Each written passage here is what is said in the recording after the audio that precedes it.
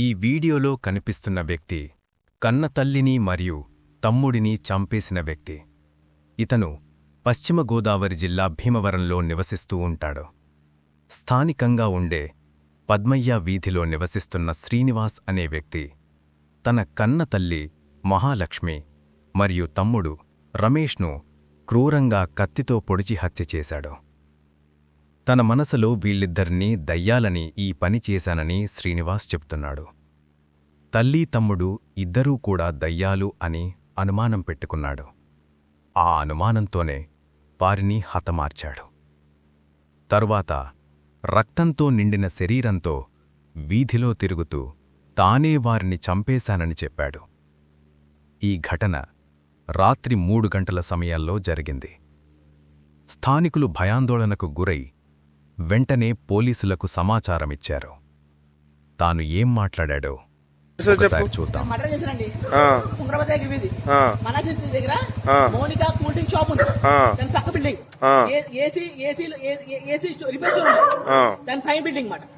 మనుషులు ఏం మాట్లాడుకుని ప్రతి విషయం తెలిసిపోతుంది వాటికి. మా అమ్మకి మా తమ్ముడికి నా మనసులో ఏ విషయాలు దొరికితే తెలిసిపోతుంది. కడుపులో చాలా స్ట్రాంగ్ గా ఉంది, ఏదో అది మనుషులు కాదు, కడుపులో ఉంది. ఎంత పొడి నాకు చేయలేకపోతుంది. నేను కౌంటర్ వైశాస్ని, అది ఆడ కూడా ఎంత కొట్టినా సరే ఆడు స్ట్రాంగ్ గా ఉంటాడు. పొట్ట ఎంత స్ట్రాంగ్ గా నాకు స్ట్రాంగ్ గా ఉంది. ఏం చేస్తుంది మీ అమ్మగారు? దెయ్యం సార్, పీక్కుతుంటుంది. మీ తమ్ముడు ఆడు దెయ్యమే సార్. ఆడే కళ్యాణ్ అంటారు కదా, ఏదో దెయ్యం సార్ అది. తమ్ముడు నిరూపిస్తాను సార్, నేను మనిషిని సార్.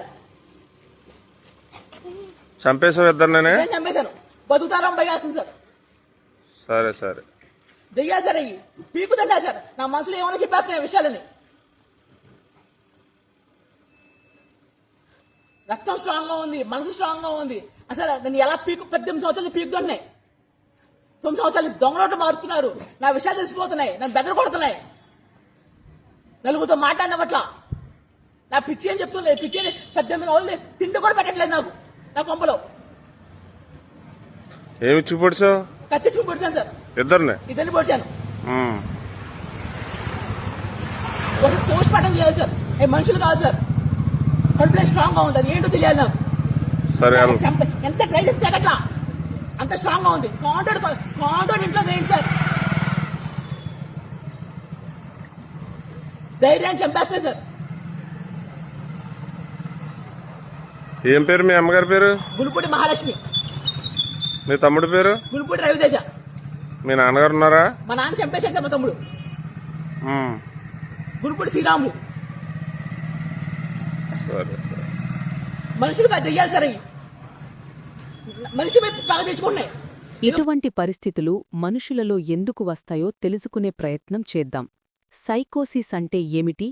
సైకోసిస్ అనేది వాస్తవాన్ని గుర్తించే సామర్థ్యం కోల్పోవడం. ఈ స్థితిలో ఉన్న వ్యక్తి నిజాన్ని కల్పిత సంఘటనలుగా, భ్రమలు లేదా వాస్తవంలో లేని శబ్దాలు లేదా దృశ్యాలుగా, హాలుసినేషన్లుగా అనుభవించవచ్చు. ఇది అనేక లక్షణాల సమూహం, ఒక్కోసారి ఇతర మానసిక లేదా శరీర సంబంధిత రుగ్మతలతో కలిసి వస్తుంది. ప్రధాన లక్షణాలు: symptoms positive, negative, cognitive. Positive symptoms సానుకూల లక్షణాలు, వ్యక్తికి కొత్తగా కలిగే లక్షణాలు, భ్రమలు, డెల్యూజన్స్, ఎటువంటి ఆధారాలు లేని విషయాలను నమ్మడం, లేనివి ఉన్నట్టుగా భావించి భ్రమల్లో బ్రతకడం.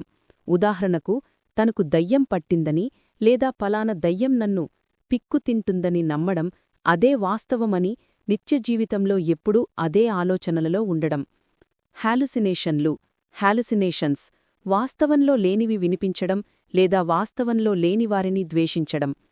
తమకు ఏవో శబ్దాలు వినిపిస్తున్నాయని లేదా ఎవరో తమతో మాట్లాడుతున్నారని, ఎవరు తమను పూర్తిగా కంట్రోల్ చేస్తున్నారని భ్రమల్లో బ్రతకడం. వీరు ఎటువంటి ఆధారాలు లేని మాటలను మాట్లాడుతూ ఉంటారు. నెగటివ్ సిమ్టమ్స్ నెగటివ్ లక్షణాలు ఏమీ ఉండకపోవడం. మనస్తత్వానికి తగ్గ అమితమైన ఉదాసీనత, మానసిక భావ తర్కం తగ్గడం, తాము చేస్తున్న పనులలో ఇబ్బంది, సంభాషణ తగ్గడం, వ్యక్తిగత సంరక్షణలో అప్రమత్తత తగ్గడం. ఈ లక్షణాలు సామాజిక బంధాలను దెబ్బతీయగలవు. కాగ్నిటివ్ సిమ్టమ్స్ సంజ్ఞానాత్మక లేదా మెదడు సంబంధ లక్షణాలు, ఆలోచన, స్మృతి, నిర్ణయం తీసుకోవడంలో ఇబ్బంది. ఇవి రోజువారీ పనిచేయడంలో భారీగా ప్రభావితం చేస్తాయి. సైకోటిక్ వ్యాధులు అంటే ఎలాంటి రుగ్మతలు ఈ లక్షణాలతో వస్తాయి? స్కిజోఫ్రేనియా దీర్ఘకాలిక సైకోటిక్ వ్యాధి. పాజిటివ్, నెగటివ్, కాగ్నిటివ్ లక్షణాలు మిశ్రమంగా ఉంటాయి. ఈ పరిస్థితి 1 నెలకు తక్కువగా ఉండవచ్చు లేదా అంతకంటే ఎక్కువ కూడా ఉండవచ్చు. ఎందుకు వస్తుంది? కారణాలు, ప్రమాదాలు, కాజెస్ అండ్ రిస్క్ ఫ్యాక్టర్స్. సైకోసిస్ సాధారణంగా బహుళ ఫ్యాక్టోరియల్, మల్టీఫ్యాక్టోరియల్, జెనెటిక్, జీవరసాయనిక మరియు వ్యక్తిగత అనుభవాల కలయిక. జెనెటిక్ కారణాలు: కుటుంబంలో సైకోసిస్ లేదా స్కిజోఫ్రేనియా ఉన్నవారికి మిగతా కుటుంబ సభ్యులతో పోలిస్తే వారికి ప్రమాదం ఎప్పుడూ పొంచి ఉంటుంది. న్యూరోబయాలజీ: డోపమైన్ పరిణామం, డోపమైన్ హైపోథెసిస్. మెదడులోని కొన్ని పాత్వేల్లో డోపమైన్ అమితత్వం, పాజిటివ్ లక్షణాలకు సంబంధముందని భావిస్తారు. ఇతర న్యూరోట్రాన్స్మిటర్లు, సెరటోనిన్, గ్లూటమేట్ కూడా పాత్ర వహిస్తాయి.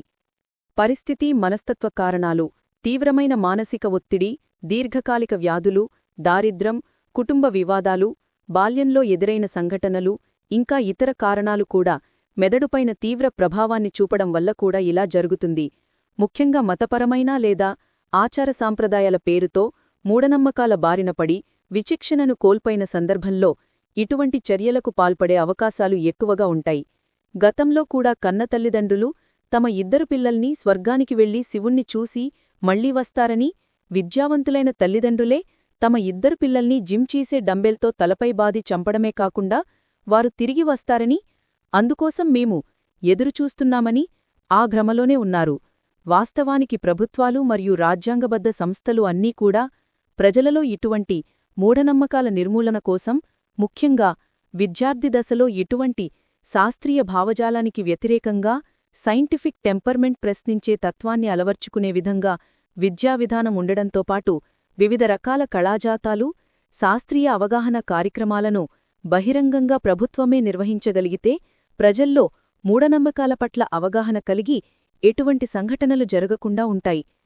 ఎటువంటి మానసిక రుగ్మతలకైనా అది ఏ స్థాయిలో ఉన్నా మంచి డాక్టర్ల వద్దకు వెళ్లి చికిత్స పొందుతూ అన్ని రకాల రుగ్మతల నుండి బయటపడవచ్చు. ధన్యవాదాలు. థ్యాంక్యూ.